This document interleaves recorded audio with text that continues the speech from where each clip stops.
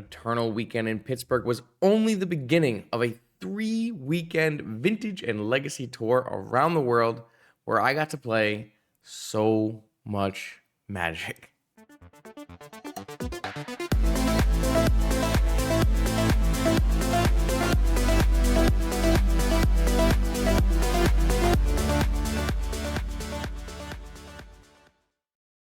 Welcome back, vintage gamers. I have returned from Europe where I got to play in both Four Seasons and Eternal Weekend, and I had an absolute blast. This video is going to cover my trip, what I was able to accomplish in those 3 vintage tournaments and 2 legacy tournaments.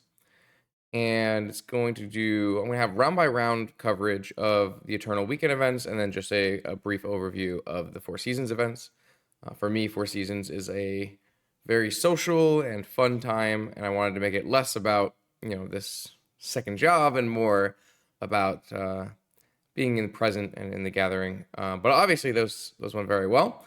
So we'll talk about those, including lots of success stories. So I have first and foremost to show you the decks that I played for these last 2 weekends. The links will be on my Moxfield page, which will be in the description. And you're going to think, wow, this looks a little familiar. And the answer is, it is, because it's the same deck. This is my vintage 75 that I played in Eternal Weekend at Pittsburgh. I also played it at Four Seasons in the team trios, at Four Seasons in the vintage main, and at Eternal Weekend Europe in the vintage main event. I have made 0 changes to this list over the course of those 3 weekends. And I have some thoughts going into post-trip. Some of the reason I didn't make any changes is because I played 3 weekends of vintage back to back to back to back. But partially, I didn't bring a ton of cards with me, or there are some things I wanted to test, but I didn't have time to test. So we'll go over that a little bit.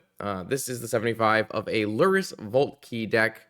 Of course, some people have been asking about the history of this deck, so I thought I would just talk about that briefly. Shere Khan, the legendary Shere Khan, Nico Bani, who has, I would say, sole credit for creating this style of archetype, a Luris Vault Key deck that is very dedicated to playing Vault Key. You can actually find an entire article that he wrote about his process of making the deck over the past few years. I believe that's on 341trading.com, so you can search for that. I'll see if I can make sure I find the link and put it in the description as well. If I don't find the link and you're interested, just shoot me a comment and I'll go find it.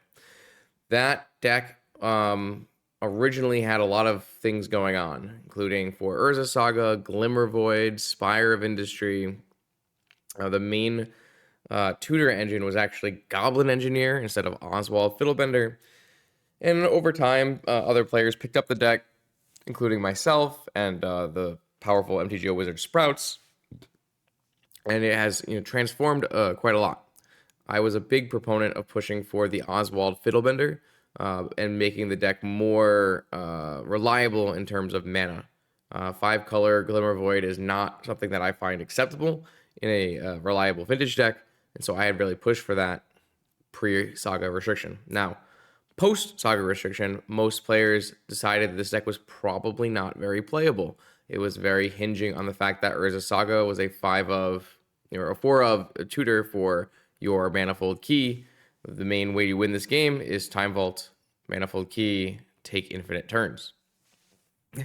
So much so that you can kind of get in trouble sometimes if your Time Vault or Manifold Key gets exiled by a Force of Negation, because their ways of winning the game are actually quite few and far between. You have to attack with creatures, Oswald, Luris, Snapcaster, and Urza Saga constructs.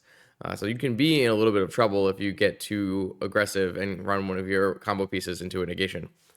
I think that might be somewhat part of the reason why this deck has had kind of a failure to grasp population size.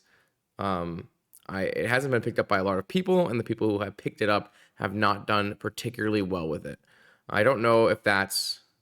I doubt that's I think it's less to do with a skill issue and more to do with a repetition and understanding issues, where I've been playing these low win con paradoxical outcome combo decks for many, many years now. It's something that I have the most experience in Vintage, and I find that unless you put a lot of reps in and start to understand the breaking points, you might have trouble converting the deck into a consistent win rate.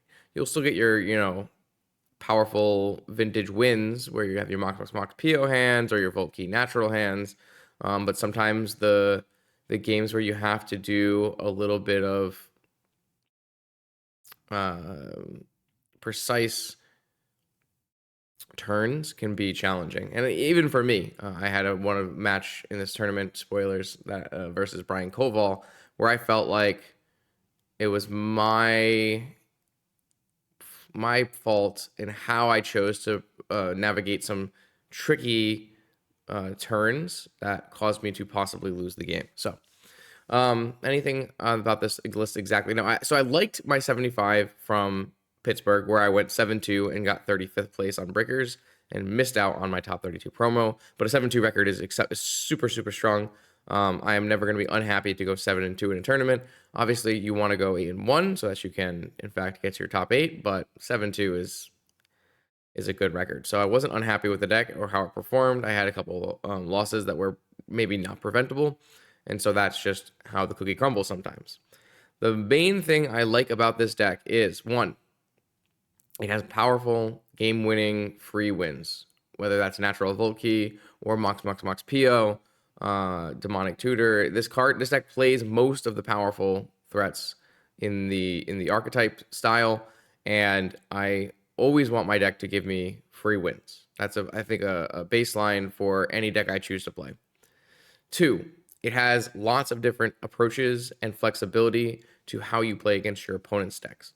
This deck is leaning towards combo control. Now, it's not a super, it's definitely leans more heavily on the combo side, but the way it's constructed with its counter magic suite and its removal suite, and especially its Oswald Fiddlebender artifact toolbox, lets you take different avenues on how you want to approach the game. Setting up a significantly strong balance can be a game-winning line. Being able to interact with creatures with balance, Swords to Plowshares, Dress Down, and Portable Hole are all really important ways that you can stop your opponent from advancing. And then playing at instant speed with Paradoxical Outcome is a way you can mitigate a lot of the other the ways people are countering your spells. I love that aspect of this deck. The toolbox for Fiddlebender has been great, and all of the cards have this very high power level attached to them. Combining that with the consistency and free card of Luris gives you what I believe is a very resilient combo deck. This might be the single best PO deck I've ever played against something like Collector Roof and Null Rod. This deck powers through a Null Rod like I've never seen a PO deck do before, because simply having an Oswald Fiddlebender means you can always get a Portable Hole always killing Collector Roof and Null Rod. And especially for things like, I don't know, playing against Bug, there's actually a lot of unpowered Bug in Eternal Weekend Europe. Especially probably due to the fact that there was a very high placing unpowered Bug in Eternal Weekend in NA, and those decks historically could be somewhat challenging for PO decks with their high Collector Oof count, but they can't really remove this Oswald without it being able to come back with Luris, and you bring back these Portable Holes, and you have a bunch of Swords to Plowshares in your sideboard. This deck can play a very convincing anti-aggro control plan with Swords to Plowshares, and of course the main thing I changed from the initial Hank list is the Islands and Plains. So I got kind of off track there. But after Shirkan and Sprouts, or after Shirkan made the deck and Sprouts and I maybe pushed for changes, and the deck died out post-Saga restriction, Hang Zong picked it up with a post-Saga restriction list and had a nice performance at the QBK tournament in NYC. Seeing that, I was very intrigued, and I put the deck together myself, and oh boy, did it go well. On Magic Online, we had an extremely high win rate, like 3 trophies, a challenge win. I was very, very happy with how the deck played, and so I brought it to Eternal Weekend in NA, where I did extremely well. So I moved forward towards this European trip where I was going to play 4 seasons, 2 Vintage tournaments at 4 seasons, 1 trio, 1 main, and a Vintage tournament at Eternal Weekend Europe. And I decided I would play this exact 75 for all of those events. And I have no complaints about that. I decided I am very happy with the 75 I played, but I do have some things I'd like to test moving forward. The number one thing I would like to test moving forward is a Meticulous Archive, the blue-white Surveil land.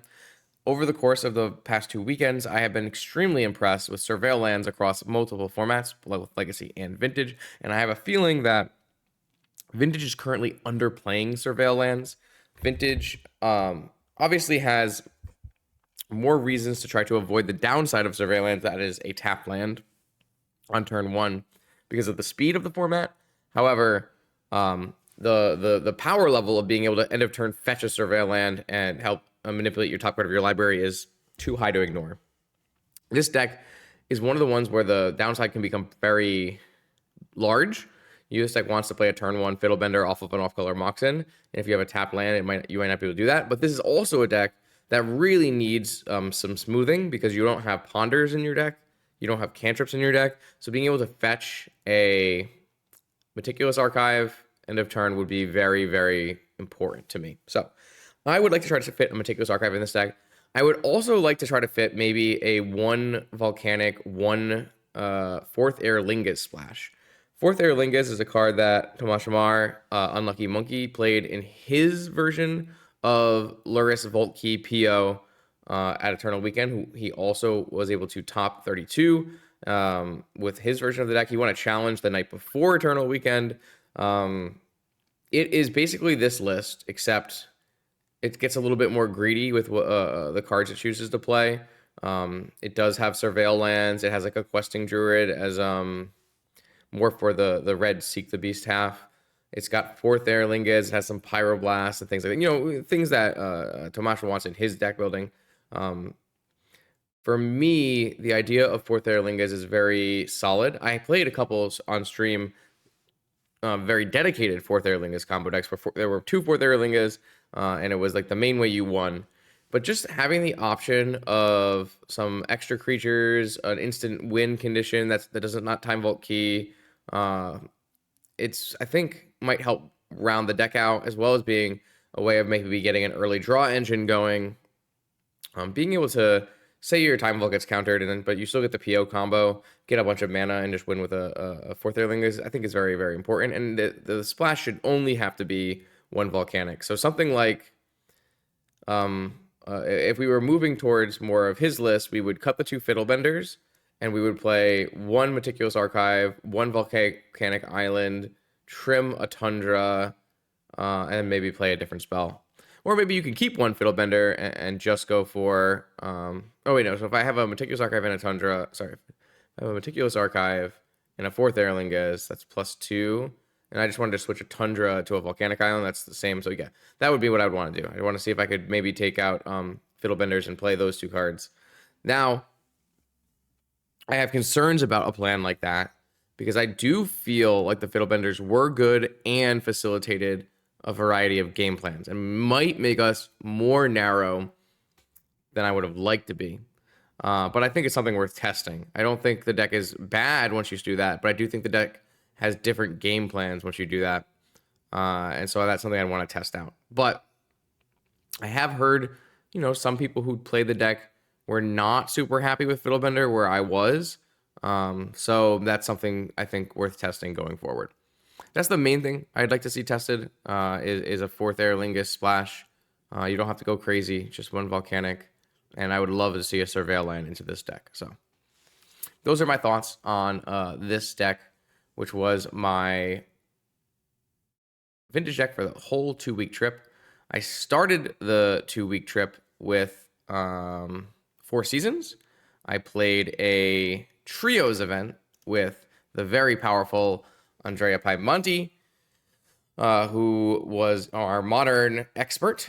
And we also recruited Mateo here, who played some Legacy Mono Red Prison for us. Andrea played Mono Blue Belcher in Modern and basically didn't drop any games, just crushed the entire tournament, as is tradition. I had a pretty decent showing on Vintage, but not a crazy one. I think I was maybe 3-1 with the possible maybe a loss somewhere along the way that didn't actually count or something like that. I had an okay start to this Trios event, but we took an early round 2 loss to Andrea Mangucci's team. It's like Andrea, Pivo, and Lorenzo, and that's just a I mean, three of the strongest players in the room. So that's a tough team. But we were able to claw back and place top four in this trios event, splitting the top four as many Four Seasons top eights and top fours are automatically split so that everyone can get out of the venue and go get dinner. So a great top four split to start Four Seasons.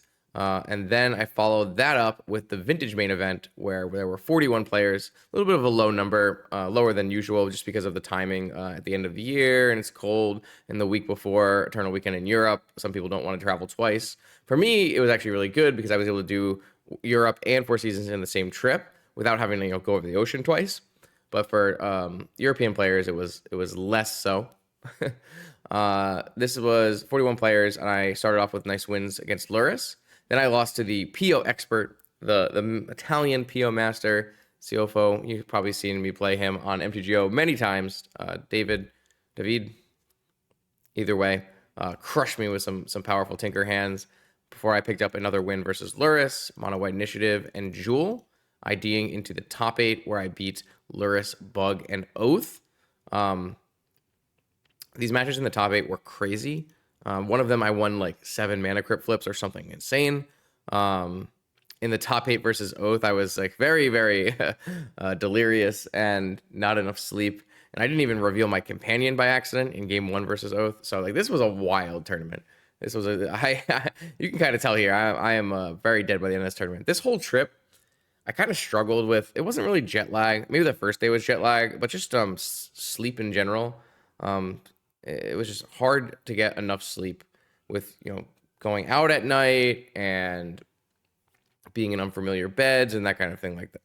It just ended up being a very sleep deprived trip, which is unfortunate. But got a nice win here, 41 player vintage event. Lots of W's on this score sheet. Very cool. Top 8 like little plaque thing where they had this altarist make. These are the towers from the center of the city in Bologna with the One Ring or the Eye of Sauron. A really cool little trophy prize. It's going to go up on my table thing over there where I have all those fun gizmos, gadgets, and trophies. So very, very exciting. Loved this tournament as always. Four Seasons is a blast. And then I also, I just think this is the best. I love Four Seasons. It is a community tournament at its heart. Everyone there is there to have a good time. There's good food, good people, good drinks. It's just really what you want to be doing. So I started off with a nice, basically back-to-back wins in Vintage before moving on to Eternal Weekend in Europe. So I'm going to do these out of order. We'll start with Vintage first to carry through this Vintage section, and then we'll do all the Legacy stuff at the end.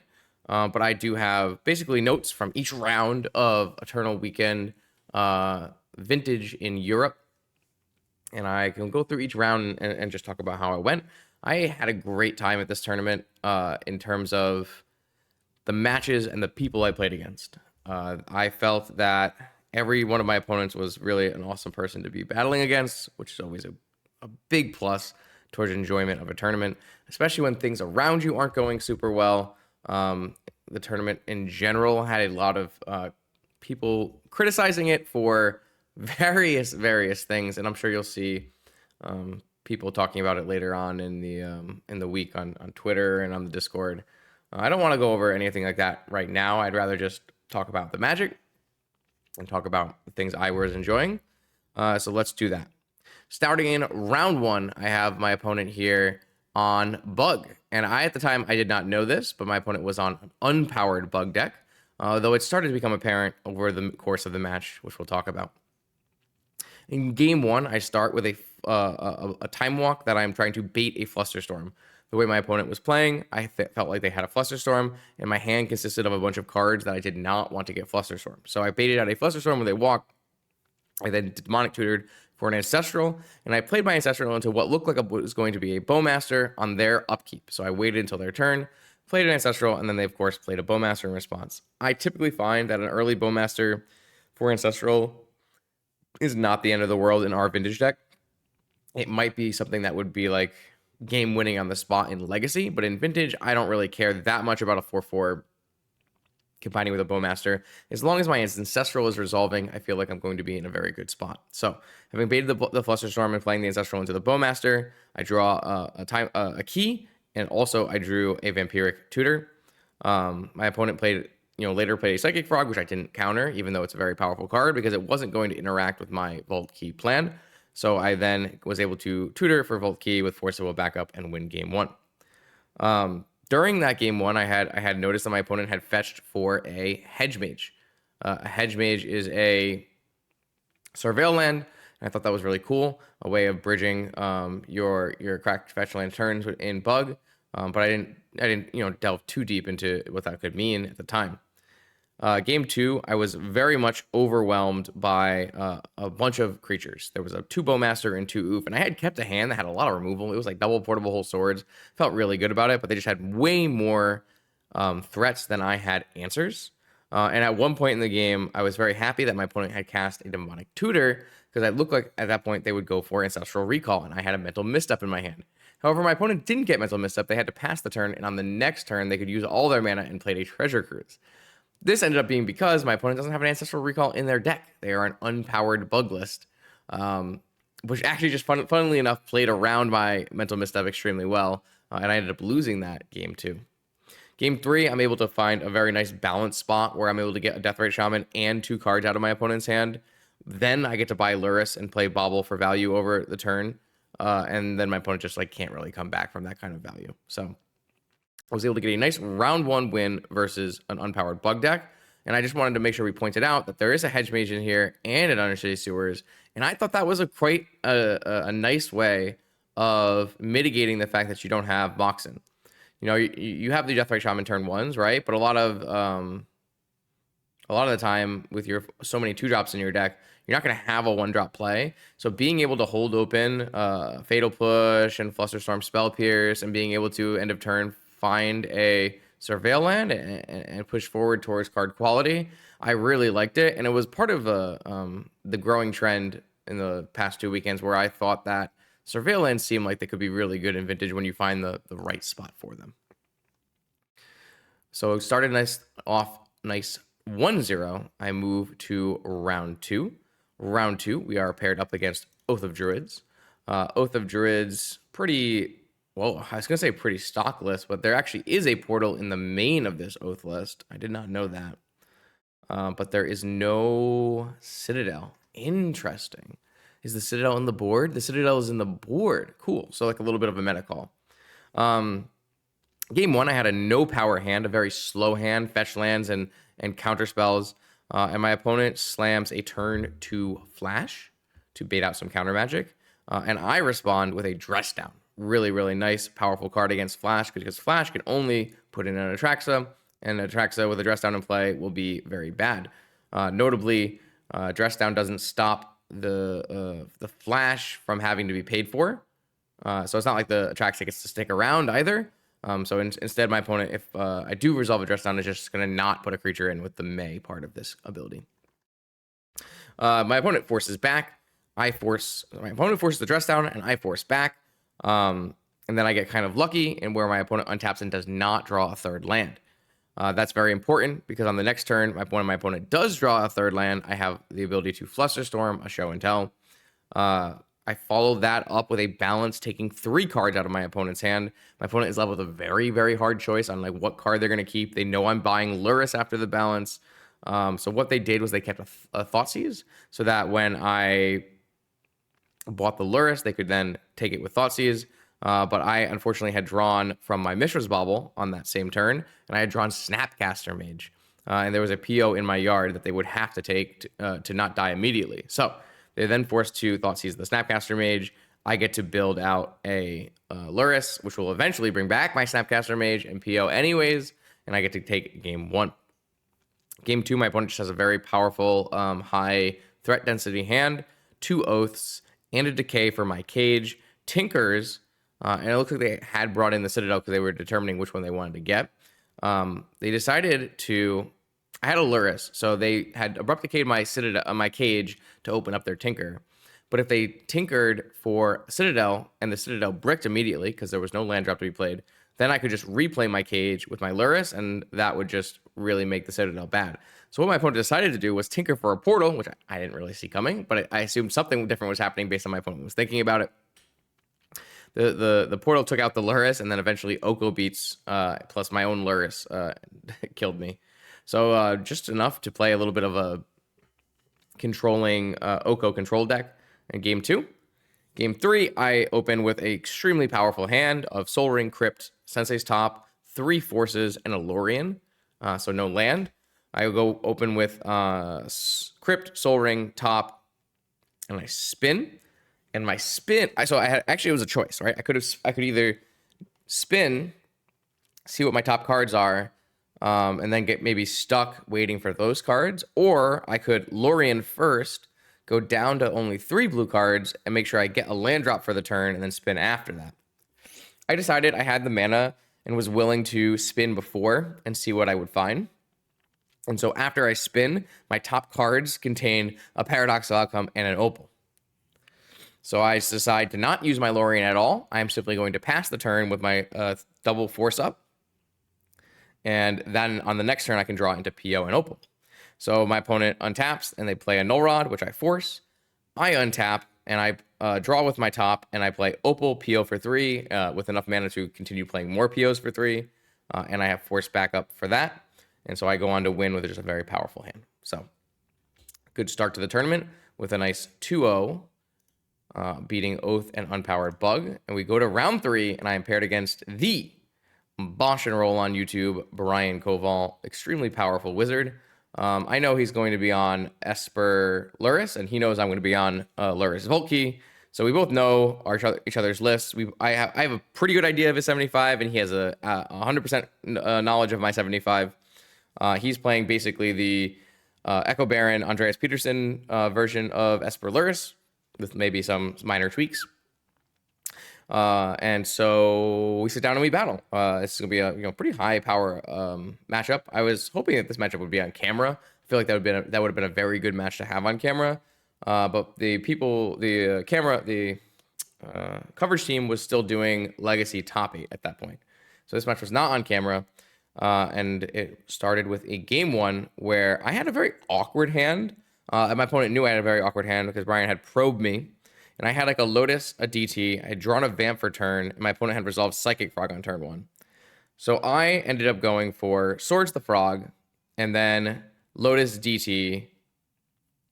I believe the DT gets countered, and then I use the remaining mana to Vamp, because I don't think I'm going to have black mana for the rest of the game. I might as well as Vamp. The Vamp was actually kind of a hard choice. I would have loved to gotten an Ancestral, but to play the Swords, I needed to get a Tundra. So if I went for an Ancestral and my opponent had a Wasteland in their hand, my Tundra would have been wastelanded, and I would have been stuck with a Swords, an Ancestral on top that I can't cast. So I actually just put a Vampiric for an island to make sure I would have a land on the following turn. That ended up not mattering too much because my opponent did just untap and play a YOLO Twister. So we each drew a fresh 7. Where my opponent had 1 additional land than me and 1 additional Moxen than me, and we would both start with fresh 7s. Brian's fresh 7 contained a Mox, a Lotus, and multiple other powerful cards. Mine was okay, but not nearly as powerful. I ended up, in that game playing a basic Plains to try to make sure I could remove different kinds of threats from the table. But my basic Plains ended up getting strip mine, and I ended up just losing that game, basically because of the Time Twister hand being more powerful. Game 2 I felt was much more interesting. Game 2 was a game that I feel like I could have played differently. And I'm sure Brian will be, forthcoming on his video about where he not unhappy with my play, or happy with how I chose to play, where I could have played differently and played better. So in game 2, I have basic island, Mana Crypt, Lantern, and I play that. My opponent then responds with strip my basic island. Which really, really throws off my whole entire plan. I really had needed this basic island to play the game forward, and I'm actually stuck without significant mana in my hand. So we play a bunch of draw go where I don't really have the ability to do anything, and I'm stuck without having the right mana. But eventually, I find a Lotus and an Opal, and so my mana situation is no lands, Lotus, Opal, and Mana Crypt. So not terrible. What I wanted to do was push out a balance first as a bit of a bait. Not a bait per se, because it was very good into my opponent's board. My opponent had, at that point, 1 Bowmaster and 3 lands in play. And then kind of an equivalent hand size of around 5. And so I had pushed out the balance with the full intent of actually forcing back to try to empty my opponent's hand of interaction. But for some reason, when I balanced and he forced back, I looked at my hand and decided maybe actually I could let this balance get forced and then power through with my own force after. Because my hand consisted of like POPO Merchant Scroll Force or something similar to those kind of cards. So my assumption in my head was I got my opponent's force out of my hand. My opponent just has a Bowmaster in play. I still have a pretty reasonable setup of mana to push forward towards a winning the game PO line. And I don't think that's wrong. I do think that there's probably a high chance that with force backup that I have, I can go for a PO combo kill through a Bowmaster. And so that's what I chose to do. I let the balance get countered, and I passed to go to my turn on the next turn. Unfortunately for me, Brian had a second Bowmaster. A second Bowmaster is a little bit harder to combo through, so I had to force this Bowmaster, and then I start to just try to combo through his Bowmaster. I picked some cards up, I put some cards down. I could only really play 1 land a turn, and I never really drew a fetch land. I only drew duels, which really was unfortunate because every time I had to pass the turn, my duel would get wastelanded, and I wasn't able to start chaining like a snap PO because you really do need to have a certain amount of mana, a blue mana, to do such a thing. So like I had the portable hole, like an 8/8, or I had the swords or portable hole, an 8/8 orc army at one point, and I'm trying to get my combo going, but I'm just a little bit short on both mana rocks and blue sources, and the fact that I don't have the ability to just like continue to snap PO was kind of keeping me back. There was a really good thing in those turns where I was not losing any mana crypt flips, though. I was winning like maybe six mana crypt flips out of 7 or something. But by the time the end of the game rolled around and I had almost stabilized, my mana crypt did flip 2 losses in a row to knock me exactly lethal. It's possible there were some slight optimizations in my PO drawing. It's possible the variance there was a little bit off where I drew kind of the wrong section of my deck. I still don't think it was an unreasonable line to take, which was to try to combo through the Bowmaster with certain POs. But it did end up not working. And I regretted at the end not having forced back on the balance and just making my opponent reset their mana. They would have still ended up with they would have ended up with an uncounterable Bowmaster in play afterwards. So it would have still been hard for me.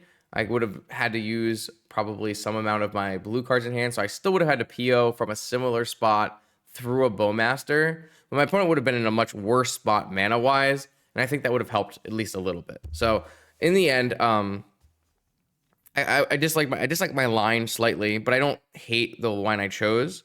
And what Brian will probably point out, and which I will totally end up agreeing with, is before casting my balance, I should choose whether or not I will always fight over the balance. Because when I cast the balance and he forces back, and then I think about forcing back, obviously that shows to my opponent that I have a force of will. Granted, I don't think it matters very much whether or not I have they know that I have a force of will, because it's very straightforward that I have to combo, and then I'm going to force anything that my opponent does to stop me from comboing. So it's like playing with no information anyways, but it is definitely a point where I can gain more of an advantage and play more optimally and give away less tells. So a nice little match versus Brian. I would have loved to play 3-game sets. I do still like this Esper Luris matchup as the Luris combo player, but it is a lot harder when you play against someone who is a more refined player when it comes to these controlling decks. So unfortunately, we pick up an early loss. Not what you want to do in these bigger tournaments, but it is what it is. This tournament was absolutely packed full of very powerful magicians at the top end of the field. Round 1 was Javier versus Stefan Schultz. So just like some really, really strong wizards. Can't really complain about getting paired up against a powerful one in the 2-0 bracket. So 2-1, we go to round 4, and we play against another powerful wizard. Marco is true hero on Magic Online, the highest win rate vintage player since the Saga restriction in Magic the Gathering Online challenges. So a really powerful wizard here to start this next round. Marco is, of course, on his tried and true Tinker Breach deck with the waterlogged teachings in it. This is a deck that is definitely very powerful, but a deck that I'm willing to battle against here. It was kind of some awkward games from what I recall. Here we have, let's see, game 1. I have 2 Mox and a top. No, my opponent has 2 Mox and a top. I play a Gataxian Probe, and Marco decides to Pyroblast my Probe. So I'm a little interested. Okay, what does my opponent have? Are they just trying to stop me from having a card? Yeah, I would have been able to play around the Pyroblast in the future, but Pyroblast is pretty good against my deck. He spins with the top and finds and draws with his top to find a Dak Faden. I'm not really liking how Dak Faden plays into my different kind of combinations. I was really looking to try to find a Vault Key angle in this game, so Dak was a little bit too much. So I force will the Dak, get an Oswald into play, and we push on from there. He ends up finding a second Dak, which is not too bad because I get to untap and Time Walk. With my Time Walk, I have a choice of either trying to get Volt and Key with my Oswald over those 2 turns, or just attacking Dak twice to make sure the Dak is gone, and then he's going to be out of ammunition.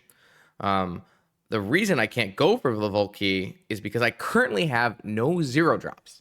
I have a 1 drop that I can turn into a Volt, but I don't have a 0 drop that I can turn into a Key. And so if I don't draw a 0 drop on the next turn, the Dak has to survive. I don't get to do what I'm looking for, and I just decide, okay, fine. I will attack with my Oswald twice with a Time Walk, and I will work towards the Volt Key later. So basically, this whole time, I have a Lurrus in play. I have a Dak. Oh, sorry. Maybe I cast my Lurrus because there's like a Black Lotus in the yard or something like that. And it ends up getting countered, so I don't have my 0 drop. That might be a different game, but this kind of happened multiple times. But basically, the whole thing is, no. I think this game I'm attacking with Lurrus. So maybe the Lurrus is in play, and I just simply have no 0 drops. I have drawn 0 drops. So I'm attacking with Lurrus. Yeah, I think that's what was happening. I'm attacking with Lurrus, and I'm attacking with Oswald, and basically I'm just threatening my opponent's life total 5 damage at a time, while all the time on any turn I can win, because I can just draw a 0 drop and turn it into a Vault Key, because at that point I had actually drawn the Time Vault. So all I need to do is find a 0 drop, but I don't find one. And so that whole time where I'm almost winning, my opponent is almost winning. If he finds the correct combination of Underworld Breach and Brain Freeze and Black Lotus, or maybe Demonic Tinker, Demonic Tutor, these kind of things can all kill me from anywhere. So on the very last turn before lethal, he goes for like a Vamp for an Ancestral, trying to draw multiple pieces, and just misses out on Breach plus Demonic. So very, very close game 1. Could have gone either way based on the draws. Game 2, my hand was just far superior. Sometimes this happens in Vintage. I had a Mana Crypt, a Mox, and I drew an Academy for turn. So I had 5 mana. I just start off by casting 5 mana Lorien on turn 1, and I just very much overpower my opponent. Maybe they had a slight mulligan or something like that. Force their payoffs and just win like that. So sometimes you can play against a powerful wizard and you can just simply outdraw them instead of outplay. That could definitely happen in Vintage. So very lucky to have a nice 3-1 now start over Marco. Round 5 comes along, and we have another Oath of Druids opponent. This one looks a little bit more stock compared to the last list we saw. Game 1 is another slow counter-based matchup versus Oath. And I end up doing some looping dress downs with my Lurrus to win that game. I basically keep my opponent from being able to do anything really powerful every turn by end stepping a dress down with my Lurrus out of my yard, and that lasts until the next turn where I can then do it again. Very powerful interaction. One of the big reasons I have dress down, and I must say, dress down was a card that I wasn't super sure of in my deck. This was a perfect dress down tournament. I got so much value versus Oath and a few other decks. I would be very sad if I didn't have dress down in my list for this event. In this game 1, that actually ends up lasting like 30 something minutes because I cast 6 POs, and it was like the really, really weird end of the variance where you just don't draw any of Volt Key, you don't draw any tutors, and everything is like on the bottom of your deck. So it just like took me a lot of game actions to finally win. Game 2, my opponent keeps after a big thought and plays a turn 2 Null Rod. I kind of answered that very casually, like, oh yeah, sure, Null Rod's good. And he goes, oh shit, well, if you think it's good, or if you don't care that much, you're not showing that you care very much about it, like, oh man, did I mess up? Is this actually not very good? And I talked to him about it at the end of the game. Null Rod is definitely good against my deck. It just happens that I feel so good playing into Null Rod with the deck in comparison to all these other PO decks that I just feel like I don't mind it much. Like, it's okay, yeah, there's a Null Rod, but like, if my hand doesn't particularly contain a bunch of Moxen, then I don't actually really care about an early Null Rod. And my hand had 0 Moxen in it. It also contained a Seal of Cleansing. So I really had an answer to Null Rod already prepared and nothing that was immediately getting hit by the Null Rod. And actually my opponent seemed to have kept, maybe a weaker hand based on the power of Null Rod, which I don't think is unreasonable, but it was very good for me in that game. So I play a Seal of Cleansing and my opponent goes with an Oko.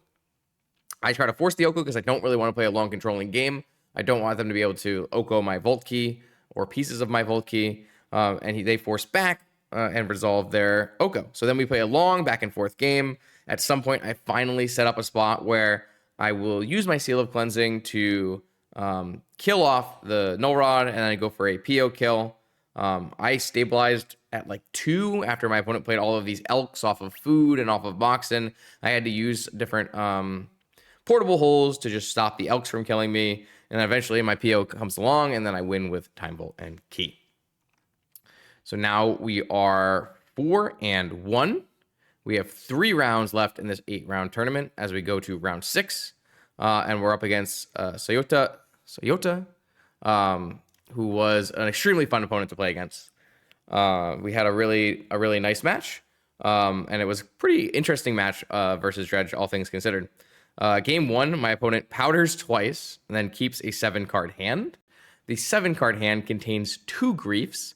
One grief is going to take my Ancestral Recall, and the other grief is going to take maybe another piece of action. I can't exactly remember what it was, but I did reveal in my hand that I had a Strip Mine. My opponent, the way powder works is that my opponent will powder. If they're on the play, they will powder before they finish their first set of mulligans, which means I will have knowledge of the powder before I choose to mulligan my first time. So I was very interested in keeping my Strip Mine hand after seeing my opponent powder. I was probably going to keep it no matter what because I had an Ancestral in it, but that's besides the point. So my opponent saw I had a Strip Mine in my hand, which I felt would be enough to actually stabilize that game and let me push forward. However, the very last card in my opponent's 7-card double grief put 3 Dredger cards away hand was a Noxious Revival, putting the Strip Mine back on top and basically instantly winning game 1. So a game 1 win for game 1 loss for Dredge. Nothing to be too sad about. Let's go to game 2. Game 2, my opponent does another double powder, but this time they keep a much more manageable 4-card hand. 4-card hand versus me. I have a Volt Key, and my opponent ends up using a Sickening Shoal on my Luris. Okay, so this is the game where I didn't have the 0 for my Oswald. In this game, I had a Luris and an Oswald, and I had a part of Volt Key, but I didn't have a 0 drop to turn into the key. So my opponent was able to find a Sickening Shoal to kill my Luris, so that my Luris wouldn't be able to bring back a Lotus, because I had used the Lotus, I think, to go like Luris and Oswald in the same turn. And so by killing the Luris, they stopped the Lotus. And I was actually out of the ability. I still need to find a 0 drop off of for my Oswald to turn into a key. Instead, I drew a Saga off the top, and my Saga eventually found a key, and I won game 2. Game 3, my opponent has a 7-card keep on the play. And I had a 7-card hand that had like a Vexing Bauble and a Tabernacle, but like not really much else. So I had mulligan that hand. And my 6-card hand was not much better. My 6-card hand had a bunch of fast mana, a Merchant Scroll for like an Ancestral or a PO, and a Tabernacle, and it was definitely on the weak side. My opponent has a turn 1 grief, takes the Merchant Scroll, and I'm left with just mana and a Tabernacle, probably going to lose this game. However, the top of my library was kind to me. The top of my library was an Urza's Saga, and my opponent did not end up having a Force of Vigor in their hand. So my Urza Saga, I was able to slam into play and buy a cat and just ride to victory, basically. My opponent is like forced to try to do some natural draws, because if once my Urza Saga goes off and I get a cage, that's going to be a really huge, big issue. I don't end up getting a cage off of my Urza Saga. I end up getting a Soul Guide Lantern, because I'm trying to make sure I can't get Creeping Shield out of the game. So I'm like hitting an Ichorid and holding it for Creeping Shield, and then I want to be able to loop the Soul Guide Lantern with my Lurrus. That might have been wrong. It's quite possible I was supposed to get a cage anyways. But basically, my 2 construct tokens stabilize the board from the Ichorids. My Soul Ring and my eventual Lurrus, or my Soul Guide Lantern and my eventual Lurrus stabilize the graveyard, and I'm able to win in turns with my construct tokens. So I'm in a great spot now. I have just won my 5th match, and I am 5-1 going into round 7 out of 8. If I win my 7th round, it is highly likely that I will be able to draw in round 8 and make top 8 of Eternal Weekend in Europe in back-to-back years. I get to play against Juan, and I actually, there's a little funny story about this. I freaked out because I just played a really long and grueling match for Dredge, and I go to my pairings, and my pairings say I'm on table 32. Now, granted, I had just played against Dredge on table 5 and won, so I'm on table 32. That can't be right. Something must be wrong. I must have put me down as a loss. I call a judge, and then I go, oh, no, I'm sorry. I have the right record down. It's probably just somebody is seated at 32 permanently for the tournament. So a lot of times tournament organizers will help accommodate people who need to stay in the same spot for their tournament, and so that was what happened here. So I sat down on at table 32, and my opponent is Juan. And his friend and Juan introduced himself, and Juan is partially blind. So I basically say to Juan, I'm like, okay, so how can I, as your opponent, help communicate to you the board state, and so that we can play the cleanest match of Magic that we can possibly play?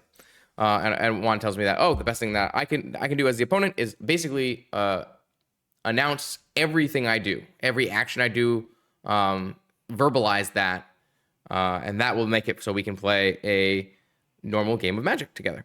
And I'm like, oh, perfect, no problem. That's what I do anyways. I play, I stream, and I am on YouTube, and I do these matches, and all I do is verbalize everything that I'm doing and my thoughts and everything. So we can have a great time together. So we play, and he reveals a Lurrus, and I reveal a Lurrus, and I'm up against another Lurrus control deck. Game 1, I have a kind of powerful hand that is missing a few pieces. It's got a Black Lotus, it's got lands, it's got an Opal, but it's missing a 3rd artifact. And I start, I draw 3, 4, 5 cards, and I never find an artifact. And when I do find an artifact, my opponent counters it. So I basically just can never get Metalcraft online. I can never buy and play Lurrus, because I can never get to my, the whole game I'm looking for is like a Mox, so that I can go buy Lurrus, play Lurrus off of Bobble with, play Lurrus off of Lotus, with Force Backup in my hand, because my hands look like a little bit slower, a little bit more cards in it. But it just doesn't ever end up working, and I end up losing in game 1. In game 2, it was another really long game, but basically I fell really far behind against a very heavy permission hand. I probed Juan, and Juan had just multiple pieces of counter magic, Lavinia, Null Rod, and I never really found my Caracas to permanently really deal with the Lavinia. And I got locked underneath a Lavinia and a Null Rod.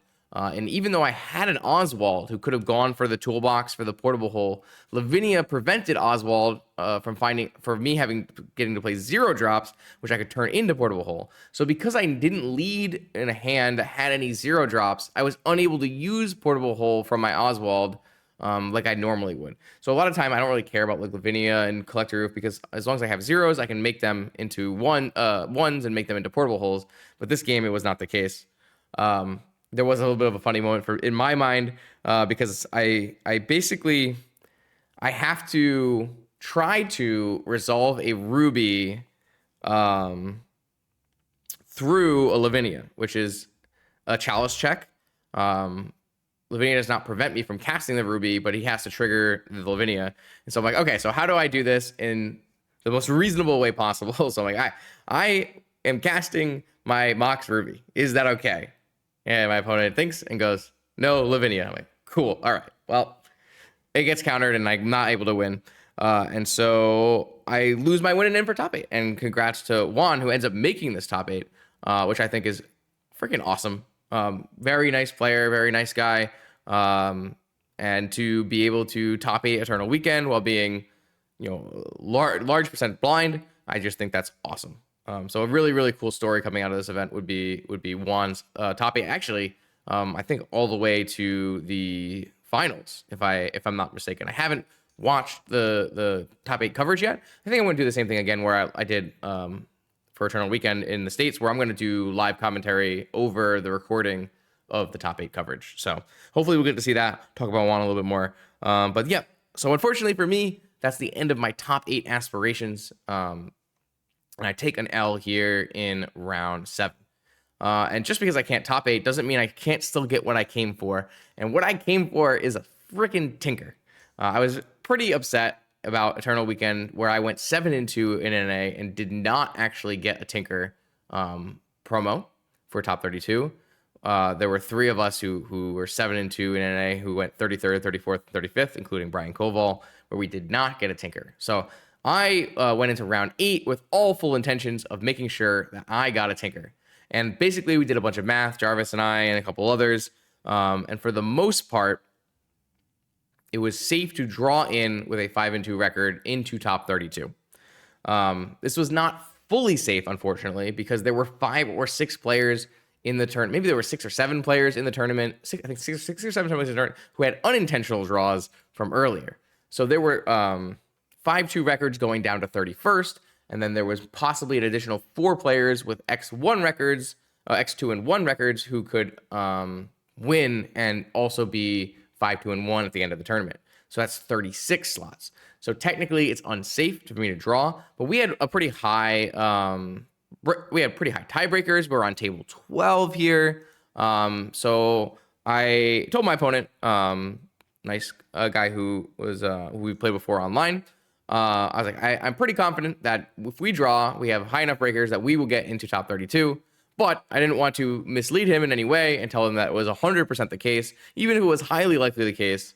So we had that back and forth, and eventually, opponent decides to trust in my math and Jarvis's math, and we do draw. And thankfully, both of us finished this tournament at top 32. We finished this round 8 standings here, and I finished 22nd, and the opponent finishes, where was it? 27th. So I had a slightly higher breaker, so I was in a little bit of a better spot. But anyone, it turned out, because some of the tables ended up playing, that it turns out that anyone who did finish 5-2 and 1 ended up in top 32 of this event and was able to get their promos. Looks like so you have to hear he actually wins and goes 6-2. And actually, it wasn't very safe at the top of the tournament either.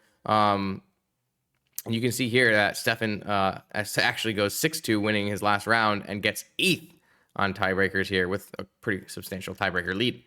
So this is a pretty crazy top 8, all things considered. We'll do a different video, I think, where I go over the top 8 matches. But this top 8 has some powerful wizards with Stefan,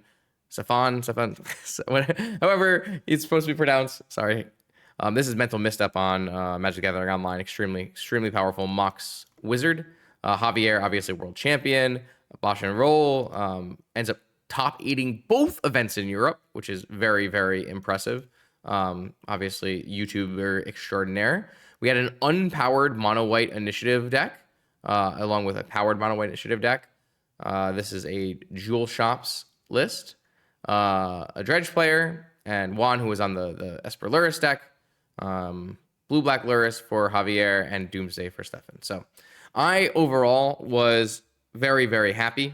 I guess I should also say that in round 8, we did play for fun because we were just waiting for the tournament to end. I played 3 games versus Drool, where I had a very, very close game 1 where I kind of fizzled on my combo, and he ends up winning on his combo. He ends up fizzling on his combo as well, and then I end up winning. And then I got just absolutely crushed in games 2 and 3. So, maybe lucky that I didn't decide to tempt the Jewel Menace there. But very happy for both myself and Blue Dragon that we were both able to draw into the top 32 and get our Tinkers. So I have a little picture here with my Tinker hanging out with my Mental Misstep. Very happy with the vintage over the course of the weekend. You can see here, I recorded my records for Eternal Weekend NA, 4 seasons, and Eternal Weekend EU, a 35th, a top 4, a first, a 22nd, at a total of 28 wins, 6 losses, and 2 draws. I'm pretty sure that's like 80%, right? So you're at 28 wins divided by 34 games played. 82% win rate in 4 paper events with this Luris Vault Key deck. I can't be anything other than thrilled. Like I said, I think there are still improvements to be made, but the list I played was very strong, and it just fit me. Okay, it very much fit my play style and my repetitions, and it worked basically exactly how I wanted it to work. Yeah, I lost 2 matches versus the Esper Luris deck, which is probably the best deck in the format, piloted by a few very strong by 2 players who also top 8'd the event. Whether that's a skill diff or whatever, I had previously been very happy with the Esper Luris matchup, but I wasn't playing all my matches versus, Brian Koval level players. So maybe there's some problems still that can be worked on for that matchup. So that's the end of the vintage section of the recap, and we'll move into Legacy. All right. While Legacy is not my main format, it is a format that I do tend to play whenever its main events coincide with vintage main events, which does seem to be happening a lot recently. Four Seasons always has a big Legacy main event. Eternal Weekend always has a Legacy main event. Oklahoma City Land Run has a Legacy main event. So I'll play Legacy when the tournament dictates I should. And for this event, following Eternal Weekend in NA, I decided to continue playing the Dave Kaplan, Andreas Peterson, Blue Black Delver deck. I have made changes to the list from that event, but they were fairly minor. The idea here is that the blue-black tempo deck with Tamiyo is probably one of the best decks in the format. However, I was less interested in playing with Tamiyo, where you are attacking for 0 and drawing cards and trying to win on like different axes. I'm very happy with the idea of attacking with the Delver of Secrets and just attacking with 3 power when you flip it over. And tempoing out that way. I also was really, really impressed with Delver and how it combats against the current metagame. The metagame right now, for those who don't know, in Legacy, has this like blue-black Reanimator and blue-black tempo decks at the top of the format. But there's also these like very powerful combo decks with Ancient Tomb and Vexing Bauble. The main one being Mystic Forge combo. And the Mystic Forge combo and the decks that beat Mystic Forge combo, the combo decks that beat Mystic Forge combo, are all really good matchups for our deck because being able to play a Delver and then counter all their spells is a very, very powerful plan against these combo decks. So I was actually really happy with this deck going into the event. I wasn't super thrilled to be playing Legacy in general. It's just not my cup of tea. But I thought this deck fit my playstyle very well, and I could use it to reasonable efficiency. So for anyone who doesn't know the previous list, I made only slight changes. I took the 1 Reanimate and made it a 3rd Thoughtseize to help better combat those combo decks. Thought that was pretty important. And then in the sideboard, I added an additional Null Rod. Changing the additional Null Rod so that you have better game against the Forge deck, which had a great performance in North America. It felt like a must-have for me. And then I changed a Fairy Macabre to a Cage so that I had a better, well-rounded anti-combo suite versus what I think people would play in the format. And then I added a Dismember so instead of other cards in the sideboard. That way you had a bit of an unconditional removal against a variety of things that I was having trouble making sure I had a removal spell. The nice part about Dismember is I swapped it for the Dark Betrayal for the Dismember. The Dark Betrayal was good, but I wanted to be able to kill like a Fleshraker without having to turn on Fatal Push Revolt. So the fact that my Dismember was still going to be good at killing a Troll of Khazad-dûm, but also be good at killing a Fleshraker was very important to me. I will also point out that I did subscribe to Andreas Peterson's Patreon for this event just to compare and contrast our sideboarding plans. And that really helped me out, actually, in solidifying what I wanted to do against a variety of decks. Some of the biggest, I think, takeaways from that were things like how Daze interacts against these decks that are playing Vexing Bauble. Maybe you don't want to actually play Daze in those matchups. And then the Dismember came from that sideboard as well. So, of course, got a shout out to the content creators that help us get to where we are. So shout out to him for that helpful pieces of content. So the first thing I did with this deck is I played Eternal Legacy main event at Four Seasons. That was a 290 player event or something like that. I played Blue Black Delver to a 5-3 finish. I lost some Blue Black matchups against some players. One of the players was in top 8, one wasn't, but like some close Blue Black matchups. And overall, I was pretty happy with how the deck performed moving into Eternal Weekend in Europe. So Eternal Weekend in Europe, I do have all of the matches written down. Eternal Weekend in Europe was 11 rounds, just like in North America. However, unlike in North America, 11 rounds were all on the same day. Now, I'm not sure you're allowed to do that as a tournament organizer, and in fact, I played Magic competitively for a very long time now. I cannot remember a single tournament where I played 11 rounds of Magic in a single day. Grand Prix were always 9 rounds in one day, and then more rounds on the other day. Even Star Cities were 2-day events. Even maybe before the Star Cities moved to 2-day events, maybe they had a couple 10-round events, but this was an 11 rounds in one day, which was probably one of the most meaningful and vocalized complaints about this event. Sorry, I'm just thinking about that and being mad because it's really hard to concentrate. If you're on round 7 in day 1 and you're like, shit, I still have 4 more rounds to go. Like, it's this looming thing over your head that it's just another thing that you have to try to tune out to do your best. So regardless, I was here to play the main event, and so we're here to battle against round 1, and this is Jordy on Boros Initiative. Oh, Jordy ended up finishing 7-3-1 in this event. I had a feeling that would be the case. I felt like after playing our match, I felt like the opponent had a very good idea of what was going on, and I was simply able to get my my way through the match. So in game 1, my opponent tanks for a little while and keeps a hand and plays a 4th Aerlingas for 3, and I had no force. Sometimes you just have no forceable, and that goes. But my opponent did, get the, go all in on turn 1, start drawing extra cards, but it did end up drawing a bunch of lands. So I was able to make a long game happen here where I petty theft one of the tokens, and then I pushed the other one and used that push to cast a Murktide Regent and stabilize on board. I ended up stabilizing on 1 health, but I just didn't get enough gasoline to keep going, and I ended up losing that game. Even though I should never have really any chance in that game, my opponent just drew so many lands and stuff like that I was able to kind of push through anyways. I do think that's part of a problem with like playing this style of deck. It does feel like there are, see, 16, 20, 24, then there's the white 20, 26. There's just 30 with some, so the half of this deck is mana, right? So that is definitely one of the downsides of playing this deck. You have, your upside of being a really powerful turn 1 play deck, but you also have a downside of being a lot of mana. So Jordy gets game 1, and in game 2, I accidentally flip over a Wasteland while I'm shuffling. So my opponent knows I have a Wasteland, but does still decide to keep a hand that's a little bit weak to Wasteland because of its power.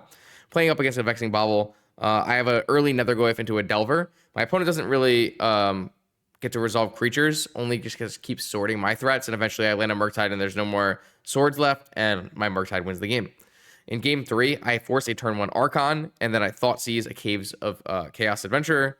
My opponent does have like 2 or 3 Fables in this game, and looting on all of them multiple cards, but just does not really draw non-land action, and again dies to a Murktide Regent. And so kind of awkward games, all of them. You turn, game 1 with the all-in into a force, but there was no force, then draw a bunch of lands. Game 2, just like not having enough creatures. Obviously, this is a powerful deck, but there's obviously some variance inherent in a deck like this. So, but big credit to my opponent for rallying back after a round 1 loss and going 7-3-1. It's a nice performance for sure. So I get the nice round 1 win, and then round 2 comes around, and I am up against Wizard 2001. And this is not really Cradle Control. This was Bug Delver. I'm very interested to see this list because my opponent was playing some wild Magic cards. So it is Delver, and it's Tarmogoyf, and there's some True Name Nemesis here, a Murktide, a Ooze, a Leovold, a Library, some Hymn to Torox. Quite a banger of a list, if I must say so. Game 1 was I had a Nethergoyf and a Murktide Regent, and I seize my opponent's only action spell. I end up getting 2 of my cantrips seized, but that doesn't actually stop me from being able to deploy my threats. And I played my 1 land hand, and my opponent simply did not have the wasteland needed to lock me out, and I win game 1. In game 2, I think he thought maybe that I was boarding. I was a reanimator deck based on game 1. I'm not exactly sure why. But in game 2, I end up seeing like my opponent had a cage in their deck, and they had a surgical extraction in their deck. So they didn't really go up against what I was trying to do. And although he had a Liliana of the Veil, I was able to use my Nethergoyf and my Murktide Regent and just win through it. So round 2, beaten up against Bug Delver. Round 3 comes, and it is Sneak and Show. I do kind of like the Sneak and Show matchup a lot. I played against a very powerful Japanese player in Tournament Weekend in the States, where I thought that matchup was maybe one of my best played of the whole tournament. Those are some interesting numbers. I don't know if these are the normal numbers. 2 rings, 2 baubles. Is it 2 baubles on the side too? No more baubles on the side. Interesting. Either way, game 1, I have Delver Goyf. A nice little tempo start, but I had no counter magic, and my opponent show and tells an Emrakul, and I die. Game 2, I have an early Delver with a double Thoughtseize backup plan, taking 2 shows. I use my Delver to tempo out them, and they lose. Definitely an upside of having that 3rd Thoughtseize in the deck. And then game 3, I have an early Delver and a pile of counters, a Bowmaster attacking and just tempoing out. Just basically a clean and simple set of games where my deck did exactly what it's supposed to do against this kind of matchup, which is pretty much why I chose to play the deck in the first place. So now I'm 3-0. We're on to round 4 of 11, and I'm up against Mono Red. So in game 1, my opponent has a bit of a slow opener where I Thoughtseize their Blood Moon. They play some creatures, 2 of 4 drops even, which I daze. I daze a Ring and I daze a Pyrogoyf. And dazing 2 4-drops is just impossible to come back from, and I win game 1. Game 2, I have a permission-heavy 1-land hand. I thought it was probably worth it on the draw to keep such a hand, so I didn't end up getting locked out by my opponent. However, I got locked out by myself. I just never drew a land, and eventually I have to brainstorm, and I brainstorm lock myself anyways, and I actually throw the game. I just throw the game. I am so upset about the missing lands in the brainstorm lock that I don't put the optimal cards back on top with the brainstorm, because I'm just thinking, oh, I'm going to draw them back anyways. But forgetting the fact that one of the cards that I drew off the brainstorm was a Delver of Secrets. And doing so, I failed to flip my Delver of Secrets for an extra 2 turns. I lost this game with my opponent at 1 life. My opponent fizzled out and drew no action, but just enough action to win on 1 life, where I could have flipped my Delver if I was not tilting off. So a very self-inflicted early loss here against Mono Red in game 2. And then in game 3, I mulligan a 6, and I just keep a hand that has no fetch, but it has 2 Underground Seas, a Thoughtseize, a Force of Will, a Ponder, which I think is like pretty reasonable hand, but not perfect. And it's just not simple. It's simply not good enough.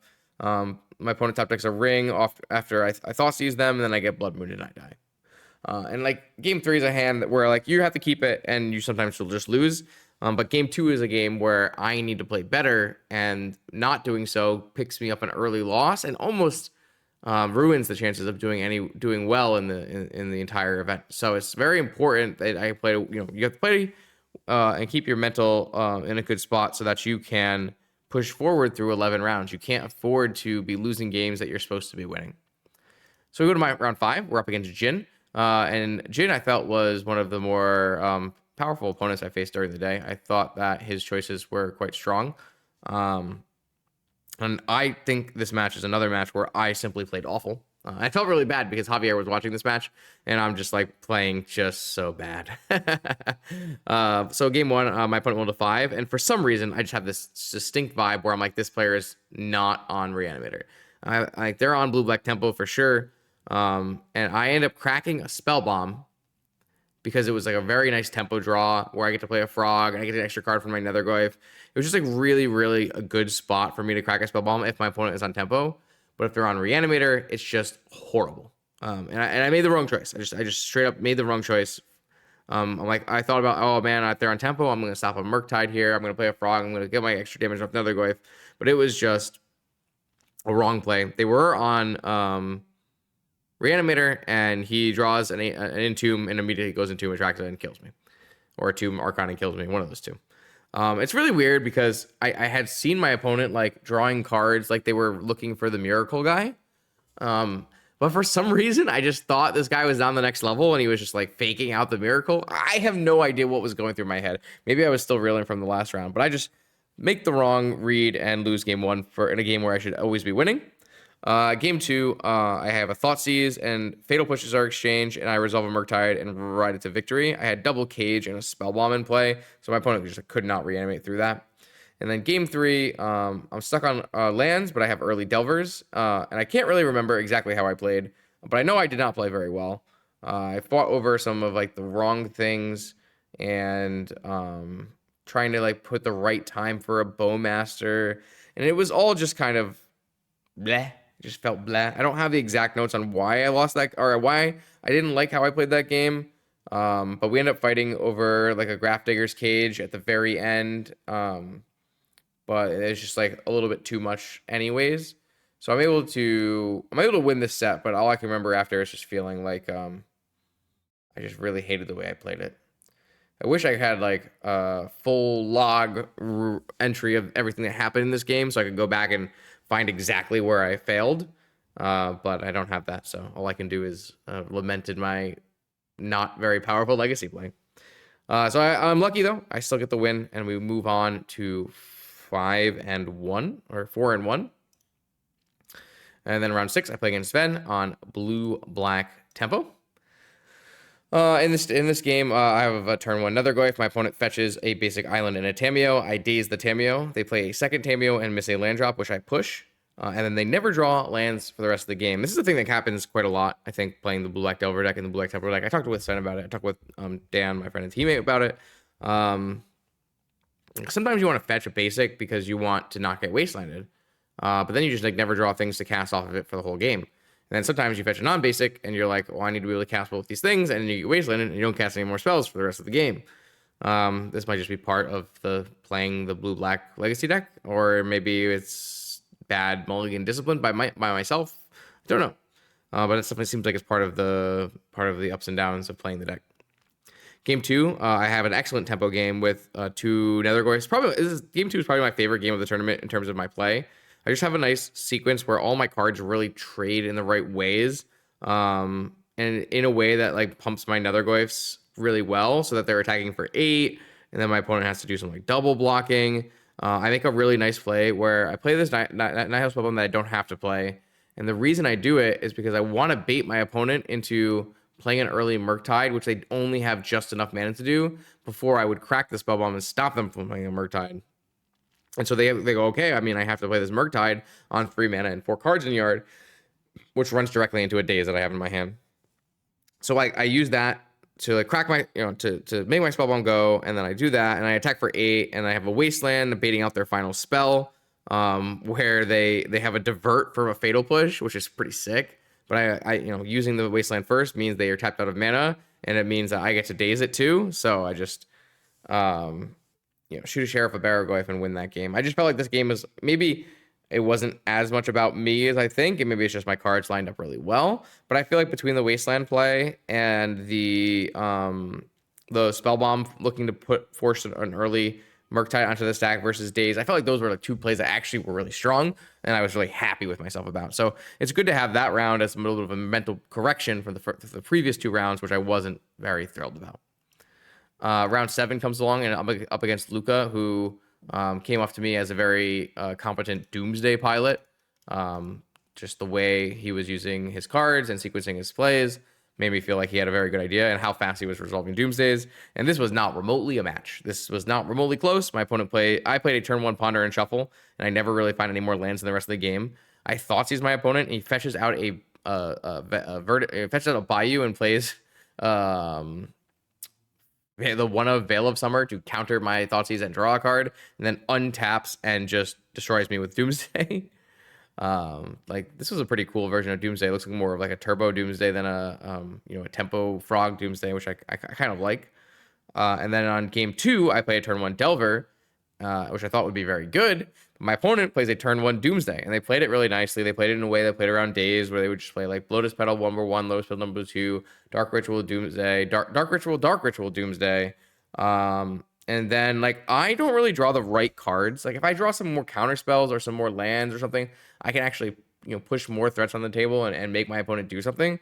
But because I just don't draw anything that I really need, I can't really threaten the life total, and all I can really end up doing in the end is let them play through their whole pile, and I just holding open Daze and Consign. And my opponent built a great pile to beat Daze and Consign. They like had a duress, and then it was like duress and cavern and something else, and like it just unfortunately what I did not have the right cards to win the match. So I ended up drawing too many creatures and dying in that match, and that takes my second loss and knocks me out of top 8 contention after 7 rounds of Magic. So now I am 5-2, which is still really good score, but I am definitely out of top 8 contention, and there are still 4 more rounds to go.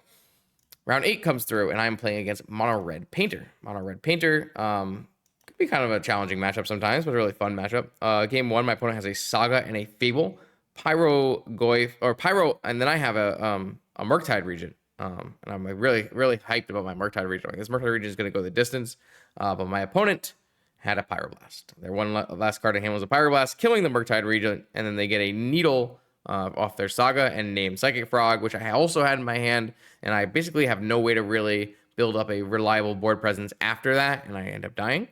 Game 2, I have a double Nether Goyf tempo hand, and these Goyfs just get really big, really fast, and my opponent doesn't really have a way to get rid of them substantially. So I ponder I draw a Ponder off the top, and I find actually like a really nice sequence where I have double removal, so I can kill a Fury and then stop a Welder combo where they were doing like it was like Goblin Welder. They had a flipped Fable, so they could actually make 2 Welders and then weld in the Painter, weld in the Grindstone, use the Grindstone, hold priority, weld in the Painter, and go for the combo kill. But I just have a Fatal Push, so actually really ended up being a really close game, and I thought my opponent did really well to find the exact set of combo pieces to do the thing, but my Ponder was just too strong. And then in game 3 we have a like pretty hard back and forth game where I really needed a Delver to blind flip, and it missed 2 turns in a row, and because it missed 2 turns in a row, I just fell way too far behind and ended up losing. So then I take my 3rd loss, and now I am 5-3. And I go on to round 9, and in round 9, this is already like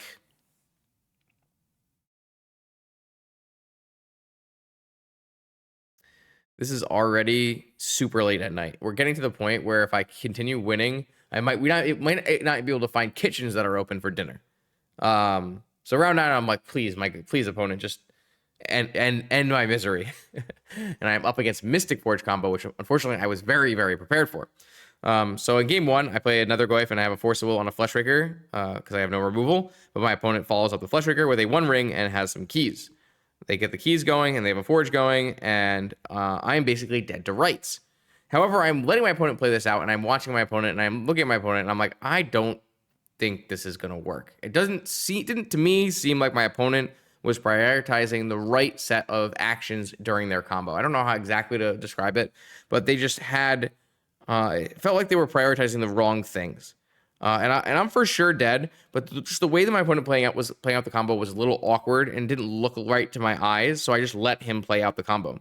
And he's got a ring at like 6 and multiple Ancient Tombs, and he gets really low and gets on the very last turn, makes to 10 mana and plays Karn Lattice, but never removes the ring. So on the next turn, he's just dead to the ring. And I don't know. It's round 9, so I don't want to, not going to blame my opponent or anything, but it was just unforced error.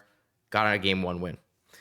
Game 2 comes, I get to board in all of my consigns and all of my null rods. I play a Delver and I have a Force of Will, and then I have a null rod.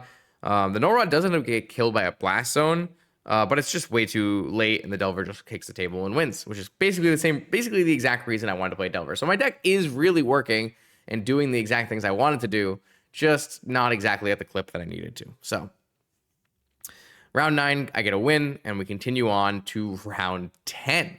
Round 10 comes around, and I have Fabian on blue-black Reanimator, and I actually have a really, really nice match with Fabian. He has this really pimped out blue-black foil deck. We play a really close 3-game set. One of the games I have double cage, and I'm able to just stop my opponent from doing anything. But he ends up keeping lots of the Reanimator stuff in. So it's a kind of a weird back and forth. I ended up losing a very close game, maybe even in turns in game 3, and getting knocked out of the tournament. So at that point, I cannot prize, and I'm 5-4, and not 5-4, maybe I'm 6-4. I guess I'm 6-4.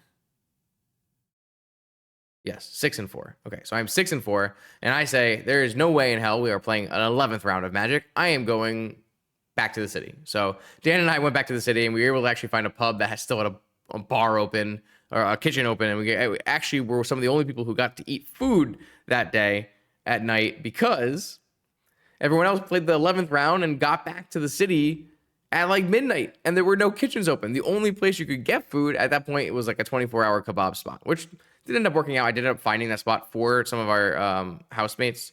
So they did find that. So there, in the end, I end up 6-4 after 10 rounds. So I had a 6-5 showing at Pittsburgh, a 6-4 showing at Europe, and a 5-3 showing at Four Seasons. So just a pretty mediocre, little bit above 50% win rate, blue-black legacy deck stuff. I don't really want to comment on this deck too much because it's likely the whole format changes in 6 days when they do a new ban restriction announcements. Legacy players are very, very upset about the current state of their format.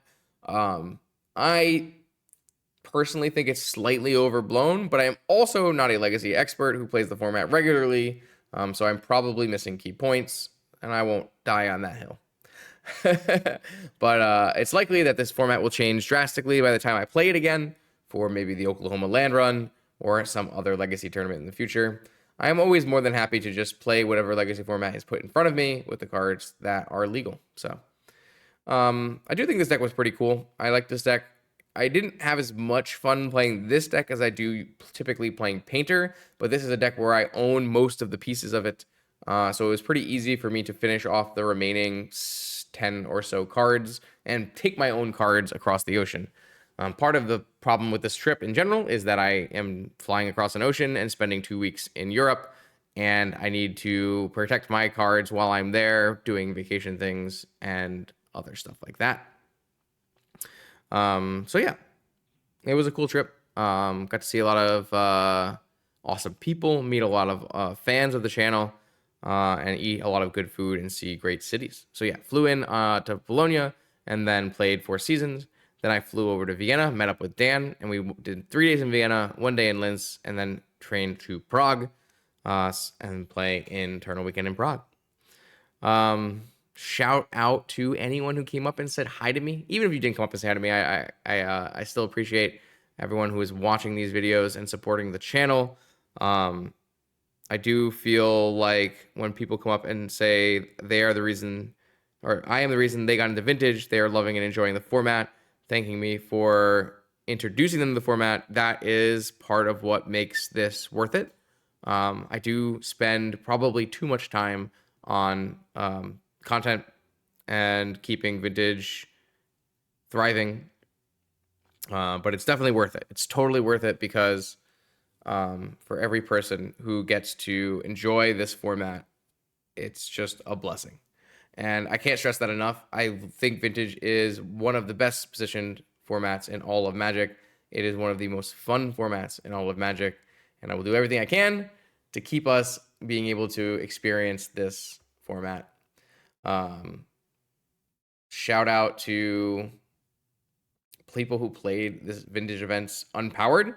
That is personally something I don't think I would be able to do from my like competitive drive levels. It might not work in my mind, but people really, I would say in a sense, proved me wrong in these Eternal Weekend events where there were a lot of players on unpowered decks, and these unpowered decks did fairly well, much higher. They placed much higher than I would have expected them to, even going so far as there being an unpowered deck in the top 8 of Europe and a couple unpowered decks just missing in NA. So shout out to everyone who played Vintage for the first time, for the 100th time. Basically, just shout out to everyone. The community in general is a blessing. The fact that I can play 9 rounds of Vintage in NA and 8 rounds of Vintage in EU, and an additional, what's that, 5, 11, another additional like 16, 17 rounds of Vintage in Italy. And I did not have an unpleasant opponent in any round of Vintage. I can't say the same for any other large swath of Magic tournaments I've ever played in. The fact that everyone is there to have an enjoyable, good time together is part of what makes Paper Vintage so special. So thank you for that, especially if you're one of my opponents who helped me have a wonderful trip. I'm going to do a top 8 coverage of this event. The wonderful folks over at Impact Returns did coverage with Ultimate Guard for Europe, and I would love to see what happened in the top 8 of this event. So I'm going to plan to do a commentary video just like I did for NA for EU's top 8, and that will be released on the next video slot after this comes out. So this will probably come out on a Wednesday. That video will come out on a Friday. And then after that Friday, I will get back to making Magic the Gathering content online for all of you. Saturday, Vintage stream. Maybe we'll try out some of those changes to my Luris Voltsky deck. There also are a lot of cool decks that are popping up while I've been away that I'd love to get a tryout on stream, maybe on a Wednesday night. Things like Fleshraker combo in Vintage using the new Crawler, I don't know what it's called, some card. And also, one of the big things I had posted on Twitter recently, so maybe you've seen it, but